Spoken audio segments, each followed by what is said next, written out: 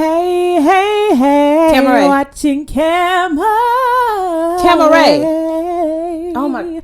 On Camera. Hello. Music, TV. Are you listening to me? So enjoy yourself. This girl is always so singing. Enjoy yourself. Hello. Camera, come on. It's time to start the show. Oh.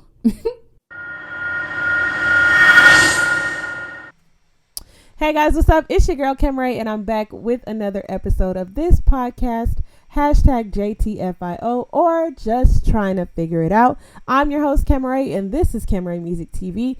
If you're new here, you better make sure that you follow, subscribe, stay linked with this podcast because we are going places, and we talk about stuff that's important to your life. Hello. And this week I'm excited because we're getting into the community, LGBTQIA community, and the way that I feel about it, why I'm so passionate, why I'm so fervid, why. But before that, let's talk about the queen, Beyonce Giselle Knowles Carter. Today is your birthday, September 4th. And I just want to say happy birthday. I already dedicated my word of the day to you, the queen, the best to ever do it. Honestly, happy birthday, boo. Mother of 3, wife to Jay-Z, who is got his own stuff going on right now. But happy birthday. But all that to say, in the Beehive, we have people of all different races. We have people of different genders, different sexual preferences, different religions, all of that. The gay community is one of them, a large, vast part of the Beehive, okay? So this brings me to our topic for the day, LGBTQIA. The community. And why I'm so fervid or so passionate about it, all right? So listen, so back in the day when I was learning Bible stories and I was listening to Jesus walk around and split the 2 loaves of bread with the fish and, healing people and a woman touching the hem of his garment and, one of his disciples betraying him and, just all this stuff going on. I believed a lot of it to be symbolic of a lot of things that we deal with today. So while we may not be walking everywhere we go and wandering around in an actual desert, some of us can be lost for a certain period of time. We got to come up out of that. We get a promised land or we get favor put on us. Okay, I'm not here to preach, but I'm just here to draw, some lines to where we see what's going down. Okay, when you think about the community, you got lesbian, gay, bisexual, trans, queer, IA. Not sure what the IA stands for, but I already have one argument. Trans, to me, deserves its own community because transsexual men and women have a completely different battle. Okay? Somewhere along the line, these men and women identify as the opposite sex. They endure these surgeries. They endure, all type of psychological things that go down. There are lots of lesbian and gay men and women who actually are transphobic, oddly enough. Okay, so it blows my mind that people with a certain sexual orientation are mixed in with people with a certain sexual preference. I believe that everyone was grouped in together because everyone was excluded. So let's just make a community for everyone. And it sucks that even had to happen. As a Christian woman, as a woman who subscribes to my relationship more than my religion to God, it irks my soul when I see people who just blatantly dislike the community. Not disliking a person because their personality, because that's a whole nother thing, but just blatantly disliking gay men and women because of who they choose to love, because you don't understand it, because it makes you uncomfortable in your own skin, because maybe you have feelings deep down that you need to get resolved. Maybe you're confused by it. Maybe you don't want to know. I don't know. So what I'm just trying to figure out is, why is acceptance so hard for some people to understand? All right. It's just like a person who's a different race you've never heard of, who's from a certain country you've never heard of, who speaks a different language, who has a handicap, who prefers a certain food, who has allergies. Everybody has their isms. So why has everyone decided, oh, because you're gay, I hate. Oh, because you're black, I hate. Okay? We have got to get in a space where we see people for people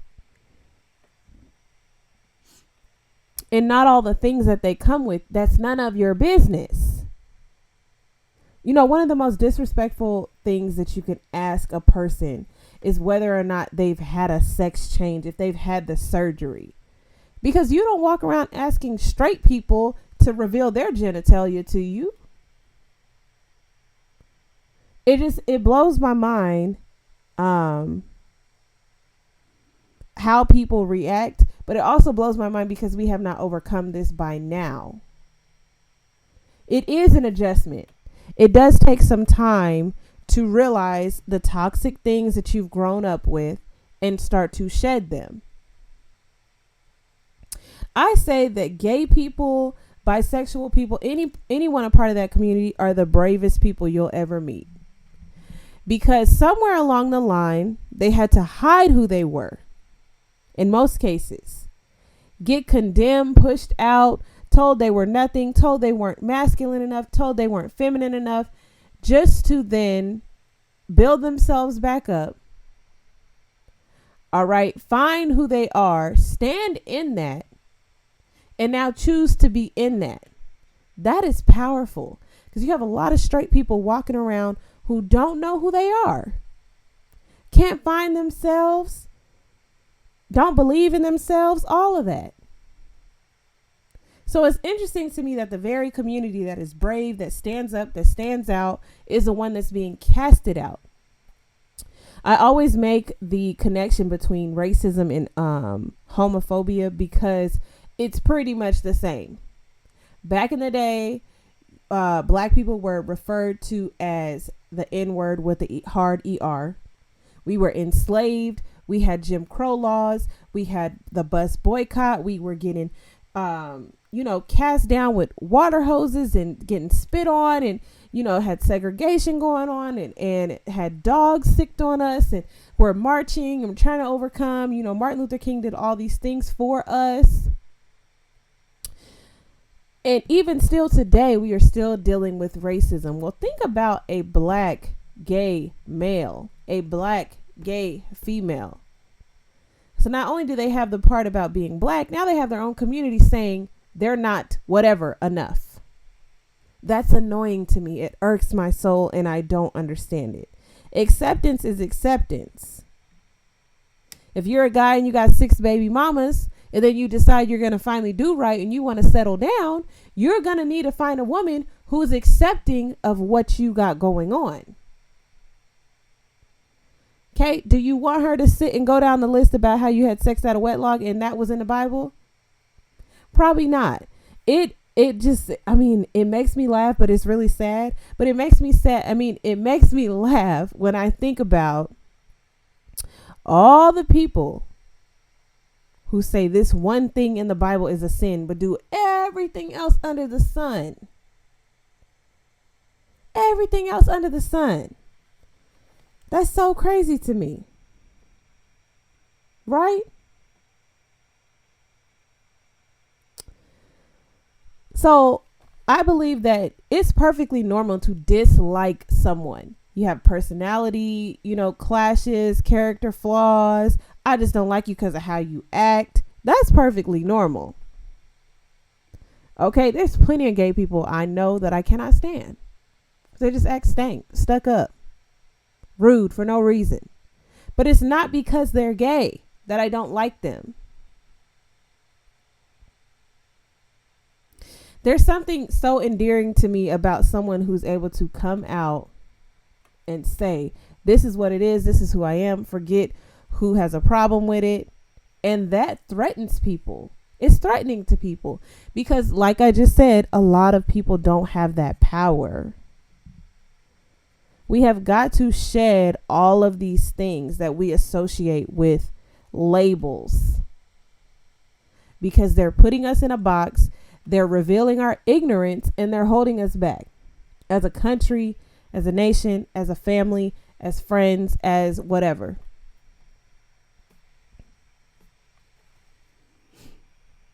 Okay. What amazes me is when you meet people who are already a part of a minority, who have a problem with another minority. Straight black men who have a problem with gay black men. I understand you're confused. I understand you have questions. But all gay men don't want you. Let me say it again, because maybe you didn't hear. All gay men do not want you. All gay women do not want you. There's something in our minds that we have to get past. It's an ignorance that we have, and it's not nothing negative. You know, it's just a default that we've grown up with, thinking that, oh, this person likes the same sex, then they must want me. So now I feel violated. No. Hopefully, if you are associated with the community, you're around mature people who are progressive, forward thinking. Because just like in any other community, just like in the black community, we got people who ain't trying to pull us up and progress how we feel and how we do things. You got people who are stuck in their ways and they ain't trying to grow past nothing. There's people like that in every community. There's people like that, the white community, Hispanic, Asian, lots of folks like that. Okay, so when I see, gays or lesbians or bi or trans or whatever who have a problem with, gays who have a problem with trans, or lesbian women who have a problem with gays, or white male gays who have a problem with black male gays. It's so funny to me. It's like somebody somewhere always has to be superior. And you'll learn that. You'll see that. This whole crabs in the barrel mentality, where even though we're all here in the barrel, I'm going to claw my way to the top because I'm going to belittle you somehow. I thought this topic was important because I'm a black woman, right? And I've been naive in my thinking that all black women love the gays, because black women have taken a lot of lingo from the gays, live for a lot of the outright boldness of the gays, while the gay community does take some things from black women, obviously, but so you would think there would be an alliance there. But I have met quite a few people within the last year who have blown my mind with the hate associated with specifically black gay men. And it's disgusting to me. So maybe that's why I go so hard on protecting the community, because I just hate to see it. I really hate to see anybody get belittled or talked about, honestly. So I'll give you an example. I met someone who was saying that their son's jeans were getting too short, obviously because he's growing. And she made a comment and said, that's gay. And it's not just her. There's a lot of people who associate an act of femininity, anything like that. Let me put air quotes on femininity. And associate it with being gay. That's ignorant. And maybe you didn't know, so I'm going to let you know now. The whole thing about this podcast is that we are trying to figure out things, but we're also educating each other. And it's an open space to be able to, share your ignorance on a topic, and maybe ignorance is the wrong word, or share the fact that you just don't know. And maybe you came up somewhere where it was looked at as wrong, or it was looked at as bad, or whatever. But most of us are grown enough to understand that a lot of the things that we were told was wrong, somebody somewhere was doing it in the dark. And like I continuously say, someone who is outright and living their life, I just don't think. If you are a good person, you love the Lord, you're serving the Lord, I don't see where Jesus would be walking around saying, don't love the gays. I just don't see it. So when I hear those descriptions for the community, it irks me, and I instantly have to correct it. Well, why do you associate that with that? Well, no, I don't know. There's a lot of things I don't understand. There's a lot of people I don't like. There's a lot of people I do like. There's a lot of people I love. A lot of people I can't stand. All of that. But it is not my job to cast you down because of your choices. I can choose to not associate myself with that. Okay. But me, I'm going to choose not to associate myself with you because of a personality or character flaw. Of things that I clash with. Not because of who you love. The very reason we're on earth is to love. I feel like I'm harping on this because I feel like you got to go in. You just have to. There's so many situations where people are being bullied. People are committing suicide. Kids, babies. Because they feel like they can't be themselves in a world. They already know. When you turn your face up at a gay man walking in the mall, or you turn your face up at a woman who's dressed quote unquote masculine, these kids can read you. They already know. So even if they feel like they have those feelings, they're not going to come out because they already see it won't be accepted. So then they have to hide a part of who they are. I'm telling y'all that these childhood issues, these struggles, these things that happen in your childhood, they manifest in your adulthood if they do not get nipped in the bud. So when that happens, you become an adult. You become afraid of who you are. You become timid, shy, or you go out and take on the world full force because you have to find yourself, because nobody was there to help you find you. They were only there to help you be who they wanted you to be. Okay, that's any guardian, parents, grandparents, whoever raised you, whoever had a hand in raising you, or whoever had influence over you. A lot of times people are there to help you become what they want you to become, not necessarily what they see is in you. And it's at no fault of anyone's. Okay, because we are our upbringing. So it comes from somewhere. You have to break the cycle. You have to break the chain. And that's why I wanted to pick this topic, because the community has so much more in common with people than people realize.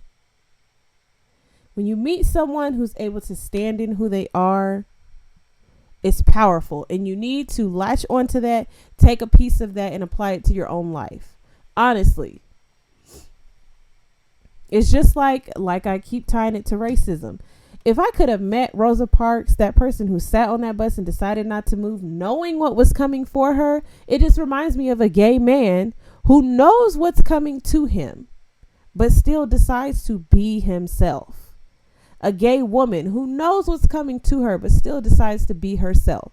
I will always have a love and appreciation for that. I will.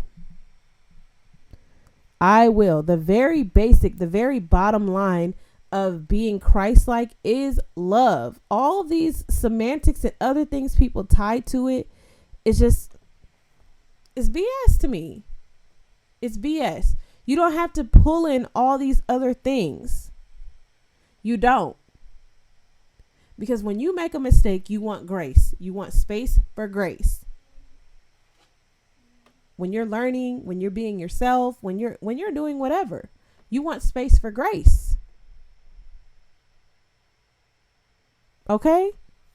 So I think we've harped on this topic quite a bit, just like I do every week. But I mean, we talk about some pretty hard, heavy hitting things here because I feel like they need to be said. I don't really have an outlet to be saying them. So I feel like that's why I have this podcast, is to voice those things, voice those concerns. And you can disagree with me, but let's have a conversation. Get down in those comments. Let's talk about it. But like I said, I just feel like the basis is love of all things. It is. It is. So my challenge for you this week is to think before you speak. If you are a person who usually says that's gay, just watch yourself. Okay? We're working on being self-aware. What do you associate with being gay?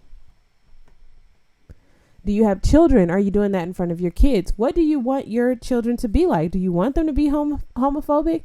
Do you want them to be in a classroom and see a young boy who flicks his wrist or has a extra special sauce when he speaks and bully him because of that? Because your children are a product of you. So if you're spewing that at home, they're going to do it.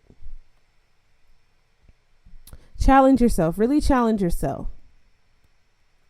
Okay? This has been your episode for the week of hashtag JTFIO, or just trying to figure it out. Make sure you guys are subscribed and following and rate the podcast on the Apple Podcast app. I'm Kemaray. This is Kemaray Music TV, and I'll see you guys next time.